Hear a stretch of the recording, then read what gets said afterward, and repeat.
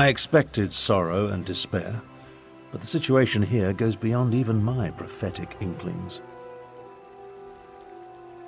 On the surface, yes, but peace through tyranny provides false harmony. Euraxia uses fear and threats of violence to keep the Khajiit in line, making them second-class citizens in their own province. It appalls me to think Euraxia and I are related. It would be better if I showed you. Follow me and I'll demonstrate the true depths of my half-sister's villainy. Her grip on Rimmen is far tighter than it appears. Very well. But what I'm about to show you isn't for the faint of heart. Follow me. Have you ever visited a Rimmen workhouse? They treat the Khajiiti workers worse than slaves.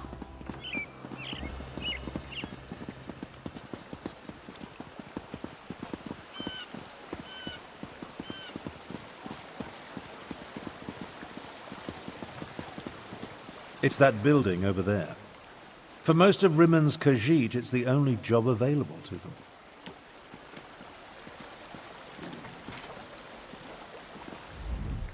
The workhouse serves to snare the poor and the destitute, those who fall behind on their debts. They come here to find employment and earn a decent wage, but the costs deducted to pay for room and board leave them worse off than they were before. One of the first things Euraxia did after declaring herself queen was to institute tariffs and fines that apply only to Khajiiti citizens. No one else needs the workhouse. A cruel tactic, but effective. The Rimmen Khajiit? No. Any complaints incur fines for causing a public disturbance or some other inane ordinance. No one wants to risk falling even further into debt. It's ingenious. Monstrous, but ingenious. Oh, Euraxia is clever. She pays the Khajiiti, and the workhouse isn't technically a prison. On the surface, it appears to be a place that helps society's unfortunates, but underneath, it's slavery without any of the uncomfortable trappings. Now, let's visit the Rimmen marketplace.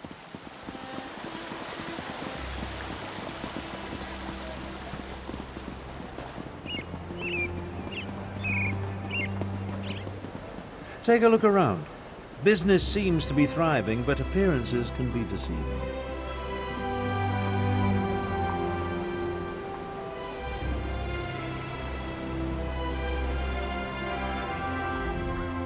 It may be hard to see, but the Khajiiti merchants struggle to keep their stalls open, while the less bestial business people rake in the profits. Euraxia would have you believe it's a matter of work ethic, but we know better. Unfairly doesn't begin to cover it. Khajiiti merchants must deal with high tariffs, extra inspection fees, costly licenses. Euraxia's squeezing them for every piece of gold imaginable. She even instituted a fur tax. On the surface, it seems reasonable to make Khajiiti pay for extra inspections to ensure their fur isn't getting into the products they sell. And while they do shed, it's just another way to discriminate against the rightful citizens of this land. Come along. I want to show you the improvements Euraxia made to the palace wall.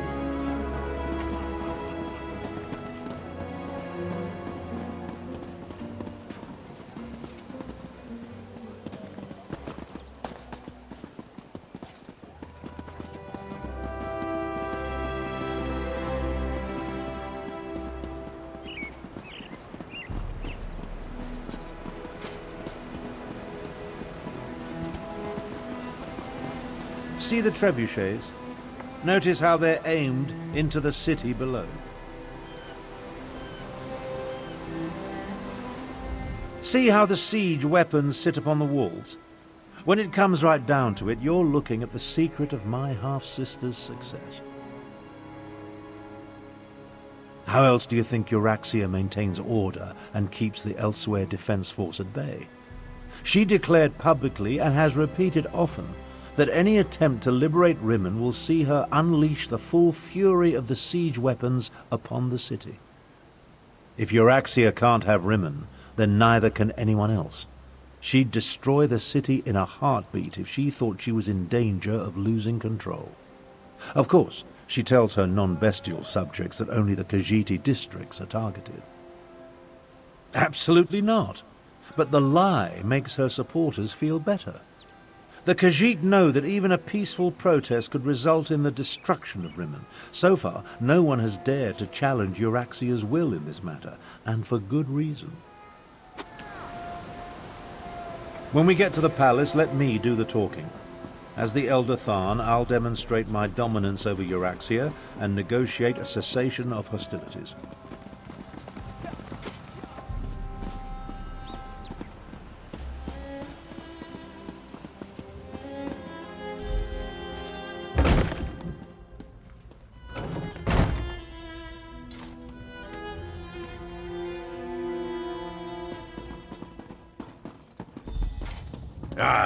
Here come Queen Euraxia's guests now. I don't like the looks of these meddlers. I say we feed them to the dragons and be done with it. So you're Abner Tharn's bodyguard and valet. Not what I expected. I assume you want to follow your master into the Queen's inner sanctum, huh? I'll allow it. But first, I want to gauge the measure of your marrow. I am Queen Euraxia's chief necromancer. You may call me Zumog Foom. The other grave callers answer to me. And this is my familiar and confidant, Sir Cadwell the Betrayer. Ah, yes. The Betrayer saw you when it looked through the soul-shriven's eyes. The creature you know is a pale shadow of the dark knight that once walked these lands. I exhumed his remains and reanimated him. Well, his head, it was all I could find. My actions don't concern you. I just wanted to meet Abner Tharn's lackey and determine if Queen Euraxia had anything to fear. The answer is quite clear. Your insignificance rivals that of the soul-shriven fool, which makes you eminently forgettable. Now about the rest of my body, O pestilent one. Your insults... Presenting Abner Tharn, Grand Chancellor and Overlord of Nibonay, Imperial Battle Mage of the Elder Council, and Patriarch of the Tharn Dynasty, and his bodyguard. Ah, half-brother, your arrival, it's so unexceptional. Pretending to be a queen is... Hush, Abner, you bore me. Bodyguard, you look interesting. Come talk to me. You heard her. Good luck. My sources indicated that my half-brother's associate was somewhat taller. Oh well. Now, why in the world should I even consider negotiating with members of the losing side? A warning? How thoughtful. You do know that I defeated the Khajiit army and took control of the Rimmon throne? I am no one's puppet, I assure you. But why do you suppose I have anything to do with dragons?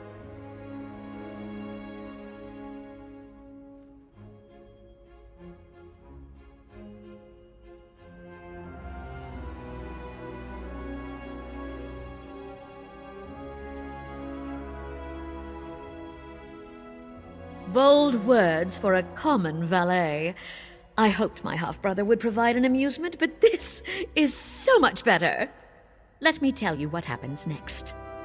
I lock you in my dungeons and do the most interesting things to your body until you die painfully. You dare threaten me?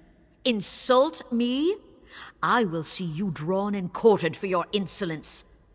Mulamnir and I have an understanding. The dragons will secure my hold over Elsweyr, and there's nothing you or my pathetic half-brother can do to stop them. Enough! Zumog Foom, what news do you bring? The Desert Wind Adaptorium has fallen.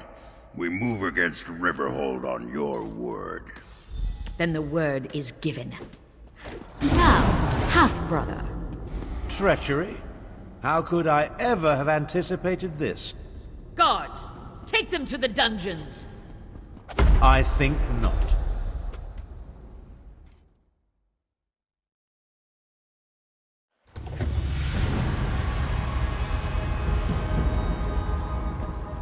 Well, I suppose that could have gone better. I prepared for Euraxia's probable betrayal. Unfortunately, my teleport spell wasn't quite able to penetrate the palace wards, so we wound up down here, in the palace sewer. We heard two things of note. First, Euraxian forces have invaded the Desert Wind Adaptorium for some insidious purpose. And second, my vile half-sister ordered an attack on Riverhold. One thing at a time, my companion, one thing at a time. I need to recover my strength after teleporting us into this skeever hole. I'll need your help to get out of here. Then we can deal with both Desert Wind and Riverhold.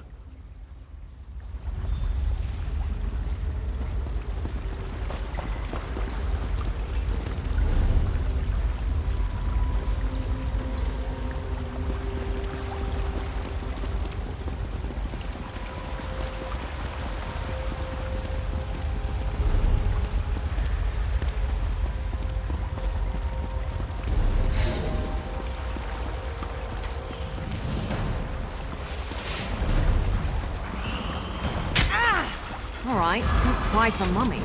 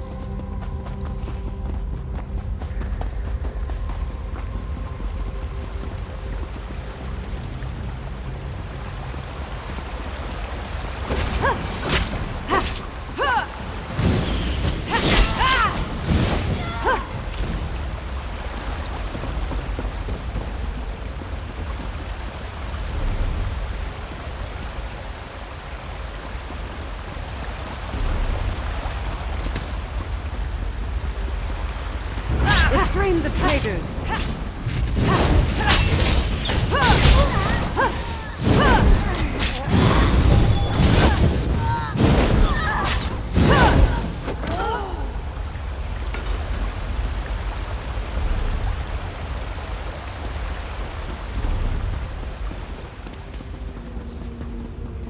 The way out, finally.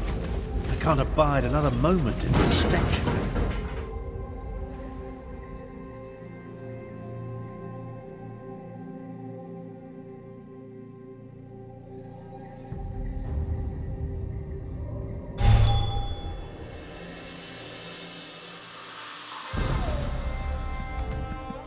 Well, that's an experience I won't be adding to my memoirs.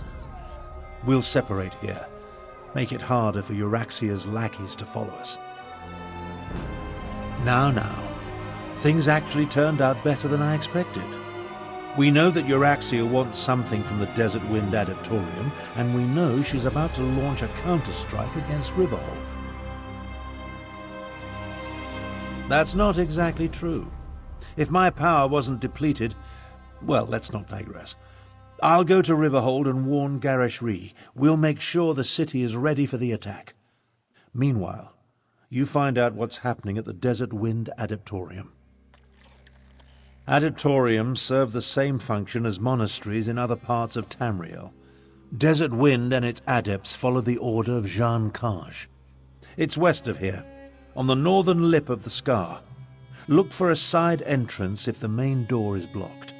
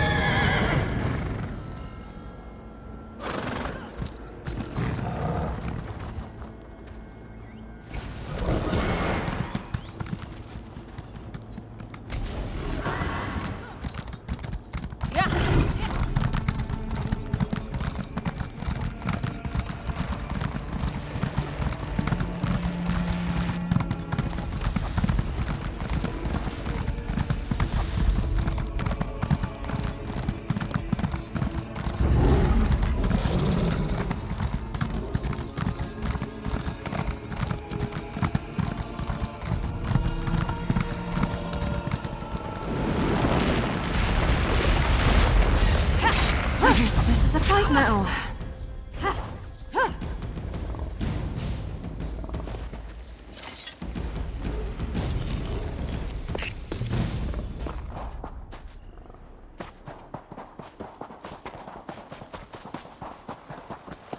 Seal the gates. Let no Euraxian enter this holy place.